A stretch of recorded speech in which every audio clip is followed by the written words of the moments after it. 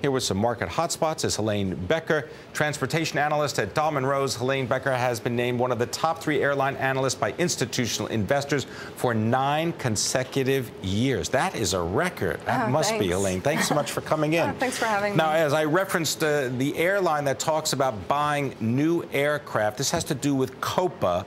Explain for people that may not fly in and out of Panama, what is Copa Airlines? Why is it doing so well? And they had an investor day today here in New York. They did. So today was celebrating 5 years of being publicly listed on the New York Stock Exchange. So instead of doing their investor day in Panama, they came to New York, and it really helped them, I think, because it broadens their audience. Not everybody wants to go to Panama to see them, number one.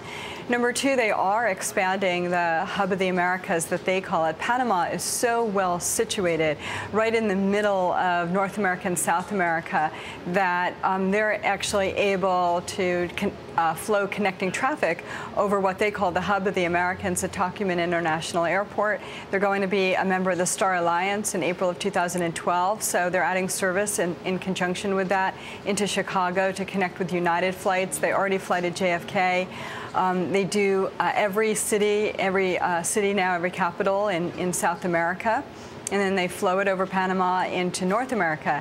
They're starting service on Wednesday to Toronto, so it'll be another monopoly market for them. And they look like they're going to buy some new jets, right? There was a report that they were going to add about 62 new aircraft over the next 2 to 3 years. Well, it's 30 aircraft and then another 30 options, and then that'll be over like 2011 through 2017. So the goal will be to be at about 117 aircraft. And then, when you think about it, from Panama, the location, it's great weather. They're right at sea level. There are no volcanoes, no earthquakes, no hurricanes, and they can connect anywhere in Asia, North America, South America, Europe. So it's the perfect location, and we think they'll just benefit, growing 20% a year. The 5-year CAGR, compound annual growth rate, is in the 15% range. Their traffic is growing faster. They have a break-even load factor of 65%. So let me guess, you like the shares? We do like the stock. We think the stock can trade up from around 61 at the close today to in the mid-70s. I think we're using a $77 price target. And they buy Boeing aircraft predominantly, right? They do. Boeing 737, 700s, 800s, and then they'll have the 900 for the longer haul routes. All right, let's move from Panama. Let's go to the Northwest. Tell me about Alaska Airlines. How are they doing? Yeah, so Alaska has probably outperformed the peer group year to date, and while most of the other stocks are down, they're actually up. Part of that is a share repurchase program.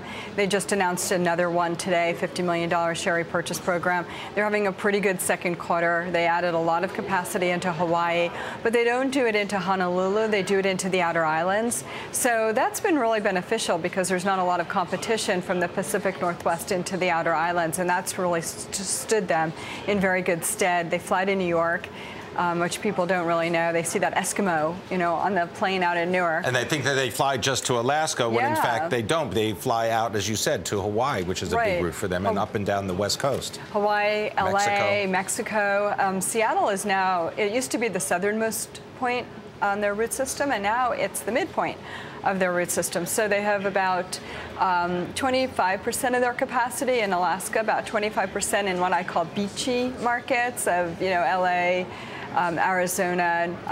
Doesn't sound too bad. All right, so you like the shares of Alaska Airlines as well. Last question for you, having to do with Southwest Airlines, LUV. Do you like Southwest right now? How are they doing when they have to deal with volatile oil prices? Right. So, yes, we do like the stock. And how are they doing? They've hedged about 75% of their exposure. We think the AirTran acquisition is a game changer for them. All right. We're going to have to leave it there. Maybe we'll take a trip or two. Thank you very much. Helane Becker joining us from Dahlman Rose. Always a pleasure.